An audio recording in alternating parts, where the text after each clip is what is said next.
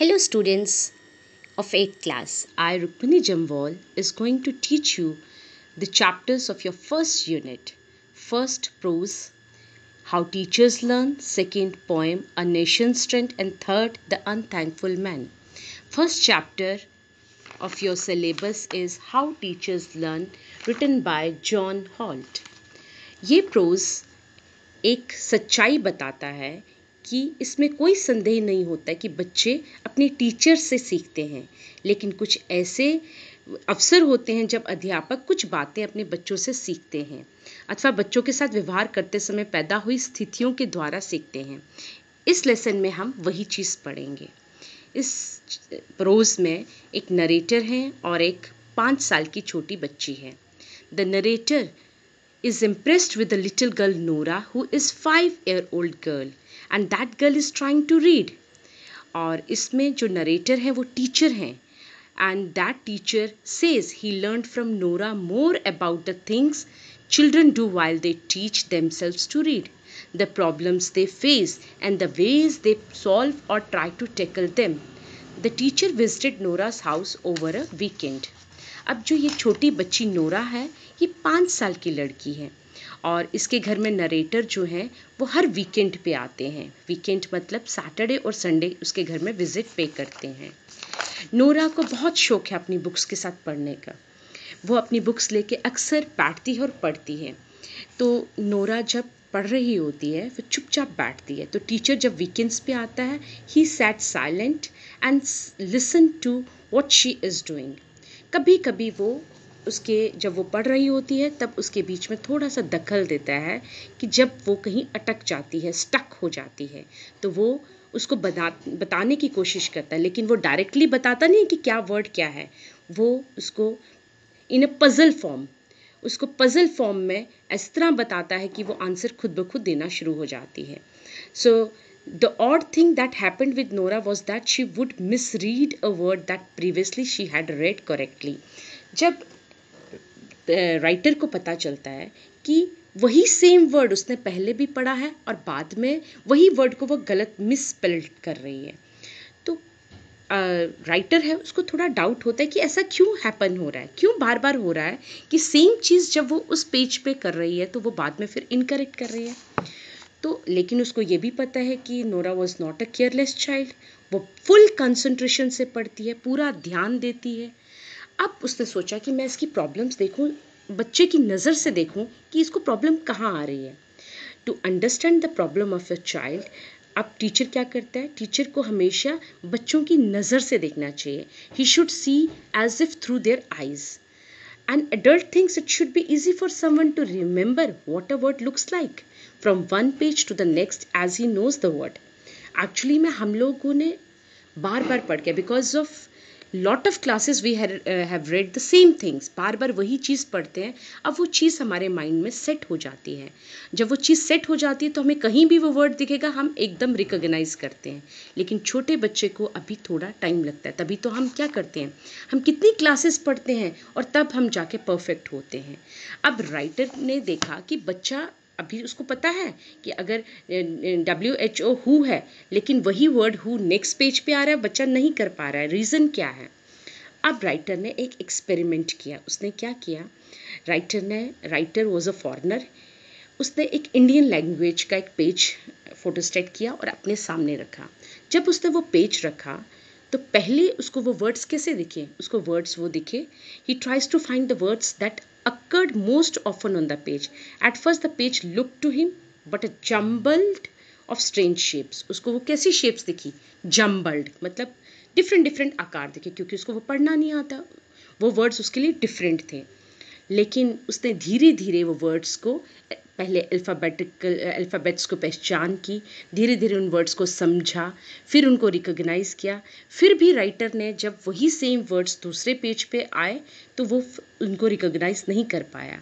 इसके लिए उसने देखा कि मुझे तो लॉट ऑफ प्रैक्टिस चाहिए, मैंने जब नई लैंग्वेज सीखनी है मुझे बहुत सारी प्रैक्टिस चाहिए। तो इसीलिए राइटर ने कहा कि बच्चे के साथ भी यही सेम प्रॉब्लम होती है। अब सबसे बड़ा रीज़न है कि children of unlettered homes are at disadvantage. because they lack familiarity with the shapes of words and letters. अब जैसे हम कहते हैं कि बच्चा नहीं पढ़ पाता, भाई ये नालायक है, बच्चा नहीं पढ़ पाता, नहीं, ऐसा नहीं होता है। अब कुछ अनलेटर्ड होम्स होते हैं। अनलेटर्ड होम्स मीन्स अनपढ़ फैमिली, जिनके पीछे फैमिलीज अनएजुकेटेड होते हैं।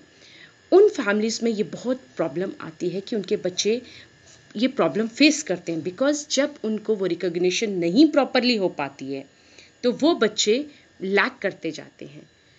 वही अब एक टीचर आती है, एक टीचर प्रॉब्लम लेके आती है। मतलब not long ago a teacher was telling me, मतलब एक एक्सपीरियंस हुआ, टीचर के पास उस टीचर के पास एक यंग टीचर आई और उसने कहा कि बच्चे रीड नहीं कर पा रहे हैं। At one point she said, मतलब इतनी परेशान हो गई टीचर, उसने कहा कि we have plenty of books in the classroom and they all like to use them but they don't read them, they just turn over the pages and look at them. वो सिर्फ देखते हैं उनको। How can I get them interested in reading them? कि teacher कैसे है, जैसे हमारे बच्चे हैं, आप लोग बच्चे हो, आपके साथ भी सेम प्रॉब्लम फेस करते हो। आप भी किताब को देखते हो लेकिन उसको पढ़ नहीं पाते हो। तो राइटर ने क्या सजेशन दिया? उसने सजेशन कहा कि he made a suggestion that seemed helpful at that time. उस समय उस टीचर को फ़ायदा मिला उस सजेशन से। सुझाव दिए। क्या सुझाव दिए? Only later did I realise that for children who had hardly ever seen any, this casual looking at books was a sensible and almost certainly a necessary first step to reading. Before these children began to think about what particular letters and group of letters said, they had to get familiar with the look of letters in general, just as a child learning to talk must first become familiar with the sound of talk. जैसे बच्चा बोलना सीखता है तो बोलने सीखने से पहले क्या होता है? वो पहले उसकी आवाज़ सुनता है, आवाज़ उसके कानों में जाती है। जैसे एक बच्चा बोलना सीखता है, उसी तरह जब हम वर्ड्स की रिकॉग्निशन उसको देते हैं, वर्ड्स उसको समझ में आते हैं, धीरे धीरे वो वर्ड्स उसके फ्रेंड्स बन जाते हैं और वो रीडिंग स्टार्ट करता है। और ये एक स्लो प्रोसेस है, ये जल्दी प्रोसेस नहीं है, ये एक स्लो प्रोसेस है। इस प्रोसेस के लिए we need a plenty of time. और टीचर को एक चीज़ लर्न करनी चाहिए, इस नोरा बच्चे से एक लेसन लेना चाहिए कि children should given a plenty of time to learn and understand, and this is not easy task. It needs a lot of patience. एक टीचर को बहुत सारी पेशेंस चाहिए। आपने इस चैप्टर को रीड करना है। अभी मैंने आपको बताया है कि एक रीडिंग से नहीं, कम से कम 3-4 रीडिंग्स तो आपने देनी है। और regular try to read every day. हर रोज़ आप कोई ना कोई चैप्टर लीजिए और उसको रीड करिए। अभी हम इसके लैंग्वेज वर्क करेंगे, क्वेश्चन आंसर्स करेंगे।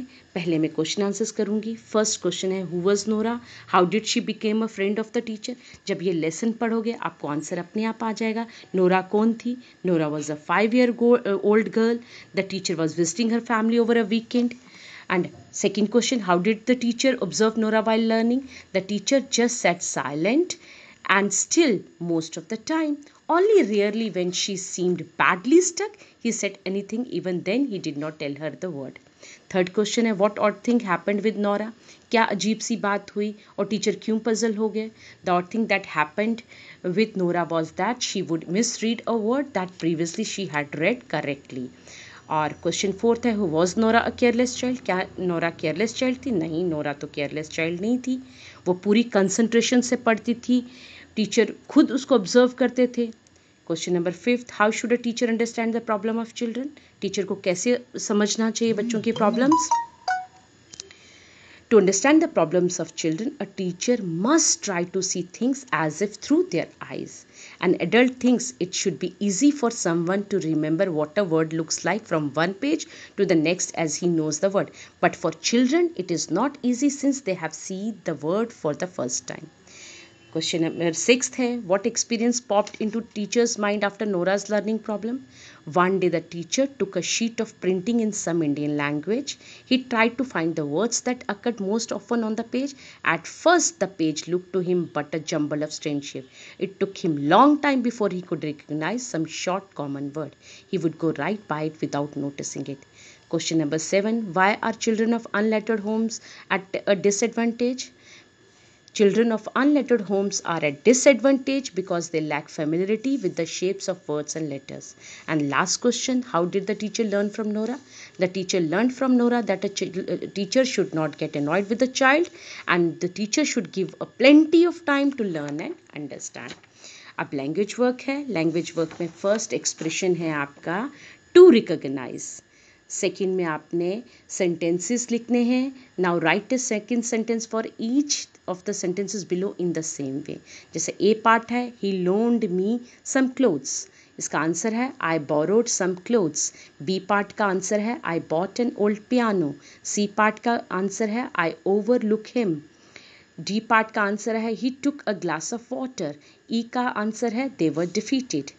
अब बेटा हम लोग करेंगे एडजेक्टिव्स दिए हैं, हमने एडजेक्टिव्स बनाने हैं, वर्ड्स दिए हैं. फर्स्ट वर्ड दिया है अल्फ़ाबेट. अल्फ़ाबेट का एडजेक्टिव है अल्फ़ाबेटिकल, ALPHABETICAL. दूसरा वर्ड है एंजल, एंजलिक, ANGELIC. तीसरा वर्ड है shape, shapely. Book, bookish. Man, manly, LY लगाना. Government, governmental. Minister, ministerial. Elephant, elephantine. Tiger, tigrish. Day, daily. College, Colgate. अब उसके बाद आपका आएगा फिल इन द ब्लैंक्स है, उसमें पार्ट्स पार्टिसिपल करने हैं. Past participle means third form of verb, verb की थर्ड फॉर्म. फर्स्ट है I am living in a rented house. Dash में आएगा रेंटेड, RENTED. सेकेंड है it is not safe to sit in a dash chair, broken chair, BROKEN. Break का third form होता है broken. Some people do not like cooked vegetables, COOKED. And fourth one is the headmaster wanted a written report, WRITTEN. And the last one, this is a dash squirrel, forgotten. Answer is forgotten. Then comes the second grammar portion, that is jumbled words. You have to frame into a meaningful sentences. First jumbling का answer है I had made a new suit. Second का है she has never heard spoken French. Third का answer है his knowledge makes him respected. Fourth का answer है I heard your names called. Fifth का we want this work done quickly. Now let us start with the poem A Nation's Strength, written by Ralph Waldo Emerson. This poem is written for the courageous, honest, truthful people. कहा जाता है कि किसी भी देश की जो ताकत है वो उनके लोगों में है, ना कि पैसे में है, पोजीशन में है, प्रॉपर्टी में है. I'll read a poem for you. आप ध्यान से सुने पोइम, फिर उसको समझिए. What makes a nation's pillar high and its foundation strong? What makes it mighty to defy the foes that round it throng? कहता है किसी भी देश, किसी भी राष्ट्र कैसे ऊंचा बन सकता है जिसकी फाउंडेशंस, नींव मजबूत हो. उसको स्ट्रॉन्ग कैसे बना सकते हैं, कैसे हम उसको ताकतवर बना सकते हैं, कैसे उसके दुश्मनों को अलग कर सकते हैं, भगा सकते हैं. किस तरह? It is not gold, it's kingdom grand, go down in battle shock, its shafts are laid on sinking sand, not an abiding rock. कहता है नहीं है ये धन, मतलब ये धन नहीं है. Gold means money, position, property. उससे उसका जो किंगडम है वो बड़ा नहीं होता है, वो एकदम नीचे गिर जाएगा. पैसा होने से सब कुछ नहीं होता है. अभी आप एग्जाम्पल देख सकते हो, ये कोरोना है, कोविड-19 है. पैसा होने से बीमारी नहीं भाग रही है. सब मिलजुल के अगर हम फॉलो करेंगे रूल्स, उसके हिसाब से भागेगी. उसी तरह ये कहते हैं कि देश जो है ऊंचा मनी से नहीं बनता है. वो किस तरह बन सकता है? अगर वो बहुत ऊंचा बिल्डिंग है, बहुत हाई पिलर भी है, वो भी नीचे एक अर्थक्वेक आएगा, कुछ आएगा, वो नीचे ढह जाएगी. लेकिन is it this word? As the red dust of empires passed away, the blood has turned their stones to rust, their glory to decay. इसमें इन 3 पैराग्राफ्स में यही बताया है कि चाहे कितने भी ताकतवर हों, कितने युद्ध लड़ें हम, कुछ भी करें, कितना खून बहाएं, हमारे ताकतवर सोल्जर दूसरों को मार दें, तब भी हम ऊंचे नहीं उठ सकते हैं. Its empire becomes a thing of past. अगर युद्ध लड़ेंगे सब लोग मर जाएंगे, हम पास्ट बन जाएंगे। And blood of soldiers turns its stones to rust and its glory decays. अगर हम युद्ध, लड़ाई झगड़ा, मार धाड़ करेंगे, उससे क्या होगा? हम मर जाएंगे, हम पास्ट बन जाएंगे। And is it pride? And that's bright crown has seemed to nations sweet. कहते हैं ये कोई प्राइड नहीं है, but God has struck its lustre down in ashes at his feets. मतलब ये कोई गर्व वाली बात नहीं है कि जो हमारा ताज है बड़ा प्यारा लगता है हमें और ये 1 मिनट में ख़त्म हो जाएगा। गॉड इसको डिमिनिश कर देगा, इसकी चमक को। डिमिनिश मीन्स ख़त्म कर देगा, सब कुछ तबाह हो जाएगा, चाहे कितना भी चमक है हमारे इस ताज में, इस क्राउन में। Not gold. अब यहाँ पर जो पोइम है वो टर्न ओवर ले रही है, उसमें बदलाव आया। पहले पैराग्राफ्स में बताया है कि ताकत से हम कुछ नहीं कर सकते।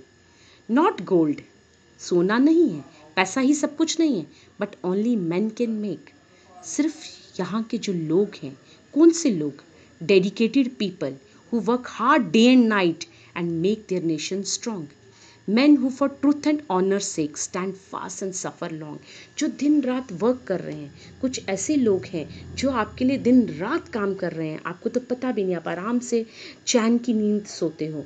वो लोग इतनी मेहनत कर रहे हैं और उसी की वजह से आपका देश ऊंचाइयों पे जा रहा है। Brave men who work while others sleep, and you know, army people who stand on borders and take care of you people, common people, उन लोगों का हमें थैंकफुल होना चाहिए। Who dare while others fly, they build a nation's pillars deep, and these are the only people who work hard for the country. और इसके जो pillars हैं, इसकी नींव को स्ट्रॉन्ग कर रहे हैं। And lift them to the sky. Lift them to the sky इसका मतलब ये नहीं कि आपको आसमान पे चढ़ाते हैं। लिफ्ट देम मीन्स आप ऐसे काम करते हैं, आपके कर्म ऐसे होते हैं कि जिससे आपका नाम दूर दूर पहुंचता है, दूर दूर करते हैं। जैसे मतलब आप अच्छे साइंटिस्ट बनते हो या अच्छे काम करते हो तो आपके भारत देश का नाम ऊंचाइयों पर जाता है। इस पोइम में पोइट यही कहना चाहता है कि हमें उन लोगों की कदर करनी चाहिए जो लोग हमारे देश के लिए कुछ काम कर रहे हैं। अब ये पोइम में कुछ क्वेश्चन आंसर्स हैं जो आपने इस पोइम से करने हैं, जो पढ़ने हैं। और मैं इसमें सबसे इम्पॉर्टेंट चीज़ बताऊंगी, राइम स्कीम। लैंग्वेज वर्क में जैसे है, in this poem certain consonant sounds dominate. Consonant sounds क्या होती हैं बेटा? आपके अल्फ़ाबेट्स हैं, उसमें कंसोनेंट्स होते हैं और वॉवल्स होते हैं। कंसोनेंट्स वॉवल्स 5 होते हैं, AEIOU, and rest of the alphabets they are consonants. अब इस कंसोनेंट्स में आपको बताया है कि मैक्सिमम वर्ड्स हैं, जैसे M men, makes, N nation, F foes, S shock, R for rust, D for dust, down, dare। ये वर्ड्स इस पर हावी है, इस पोइम में डोमिनेट कर रही है। हावी मतलब इन वर्ड्स का यूज़ मैक्सिमम हुआ है। और दूसरी चीज़ है राइम स्कीम। जो पोइम में राइम स्कीम है वो ABAB है। बेटा आपको अब थोड़ा सा राइम स्कीम को समझना है। राइम स्कीम होती क्या है? बेटा राइम स्कीम होता है, पोइम जब आप पढ़ोगे उसका जो लास्ट, हर लाइन में जो लास्ट वर्ड है, जैसे हाई, दूसरी लाइन का लास्ट वर्ड है स्ट्रॉन्ग, तीसरी लाइन का लास्ट वर्ड है डिफाई, चौथी लाइन का लास्ट वर्ड है थ्रॉन्ग। ये वर्ड्स की जो आवाज़ है, राइम, राइम होता है rhythm. So high word, strong, defy, and throng. And in the second paragraph, the last words are grand, shock, sand, rock. अब ये words क्या हैं? जैसे high, defy, इनकी आवाज़ और धुन मिलती है। strong, throng। अब high का नाम अगर हम A रखेंगे तो defy भी A हो जाएगा, उसका भाई ट्विन हो जाएगा, A। strong B है, throng B है। जैसे अब सेकेंड पैराग्राफ लेंगे, ग्रांड A है, सैंड A है, शॉक बी है, रॉक बी है। अब थर्ड पैराग्राफ लेंगे, dust, rust, AA, away, decay, BB। अब आप, मुझे लगता है समझ आ गया होगा राइम स्कीम क्या है। हर पोइम में कोशिश होती है पोइम को रिदम में लाने में, राइम, उसको गुनगुना, जैसे गाना गाते हैं हम गुनगुनाते हैं, उसी तरह पोइम भी वैसी होती है। लेकिन बहुत कम पोइम है जिसमें राइम स्कीम नहीं होती है। अक्सर राइम स्कीम पोइम में डाली जाती है जिससे कि उसमें गुनगुनाना, मतलब उसको पोइम की एक लय आ जाए ताकि आप गाते गाते उस पोइम को सुने। ठीक है, थैंक यू बेटा। इसके साथ आपकी पोइम ख़त्म होती है। अब हम स्टोरी स्टार्ट करेंगे। The unthankful man. ये अनथैंकफुल मैन एक स्टोरी है। ये स्टोरी, इसमें बताया गया है कि कृतज्ञता के बारे में। कहानी में एक निर्धन आदमी रमन है जो सबकी हेल्प करता है। वो एक टाइगर की हेल्प करता है, मंकी की हेल्प करता है, स्नेक की हेल्प करता है और एक गोल्ड स्मिथ सुनार की हेल्प करता है। टाइगर, मंकी, स्नेक वो सब उसकी जो हेल्प को पे बैक करते हैं, लेकिन जो मैन है, गोल्ड स्मिथ है, उसकी जो हेल्प है उसको पे बैक नहीं करता है। He is very unthankful man. अब हम थोड़ी सी स्टोरी पढ़ेंगे। Raman was a poor Brahmin who lived with his wife on the outskirts of a small town.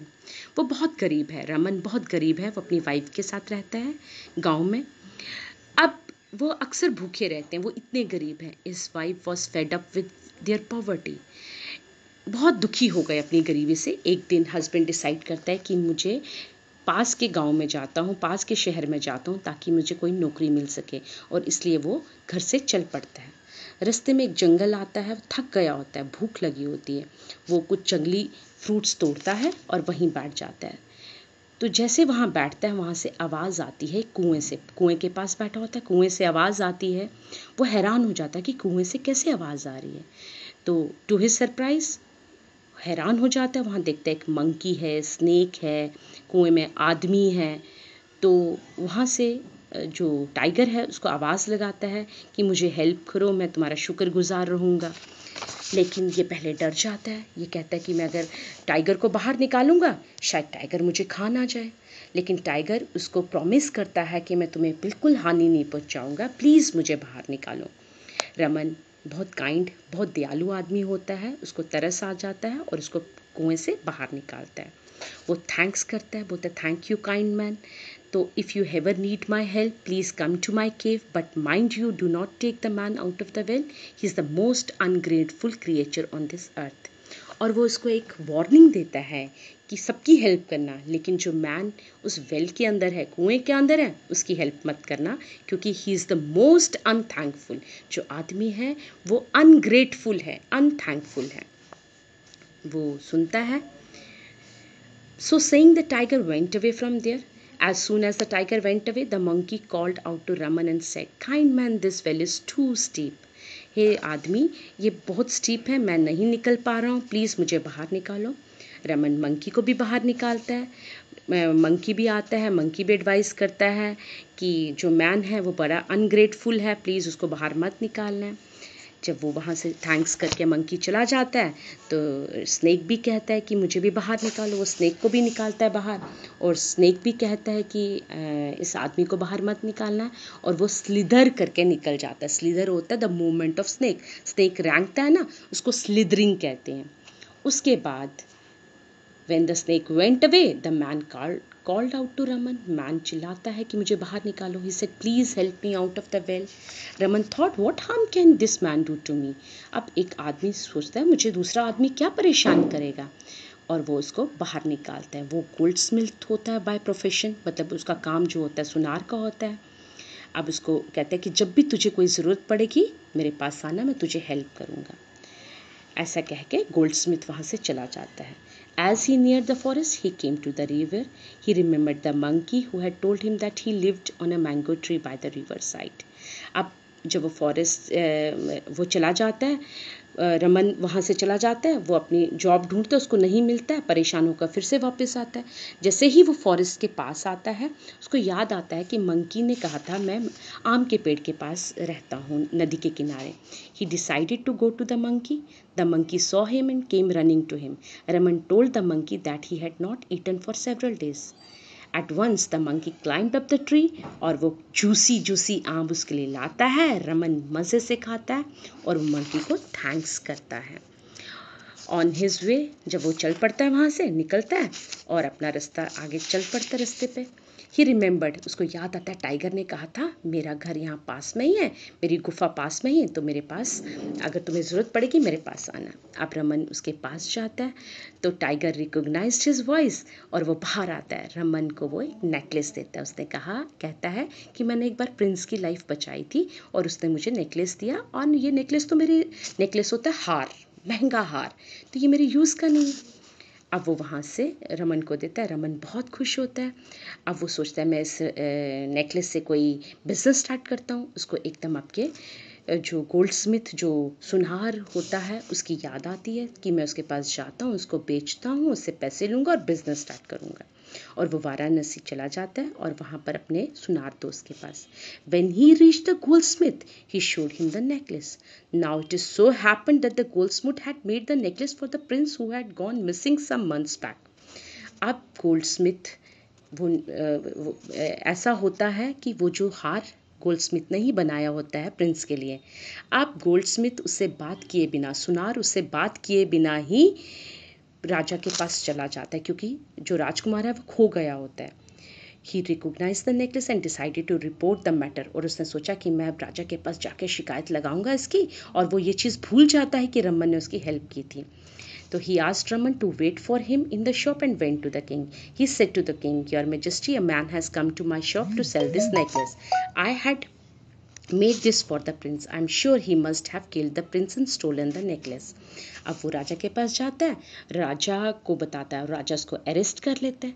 जब राजा अरेस्ट करता है तो रमन कहता है कि मेरे बताइए, मेरे राजा से कुछ नहीं पूछता। राजा सोचता है इसने धोखा दिया है, मेरे प्रिंस को कहीं मार ना डाला हो, और राजा उसको अंदर, जब वो जेल के अंदर होता है वहाँ सांप आता है और सांप उसे कहता है क्या प्रॉब्लम हुई। वो सांप को सारी कहानी सुनाता है। सांप उसको कहता है कि मैं तुम्हें एक सुझाव देता हूँ, तुम जाके राजा की रानी को काटो। जब आप काट डालोगे उसकी बॉडी में पॉइजन आ जाएगा, तो जब वो शोर पड़ेगा और तुम कहना कि तुम उसका इलाज कर सकते हो। जब तुम उसके माथे पे हाथ रखोगे तो वो रानी बिल्कुल ठीक हो जाएगी। अब जो क्वीन है, जब वो स्नेक काटता है, क्वीन अनकॉन्शियस हो जाती है, बेहोश हो जाती है, चारों तरफ शोर पड़ जाता है। तो ये जो रमन होता है, रमन को जब ये बात पता चलती है, रमन बोलता है कि मैं ठीक कर दूंगा। तो वो उसके पास चला जाता है और रानी के सर पे हाथ रखता है, और she was cured of the snake bite. जो स्नेक बाइट जो उसने सांप ने उसको डसा होता है उससे ठीक हो जाती है।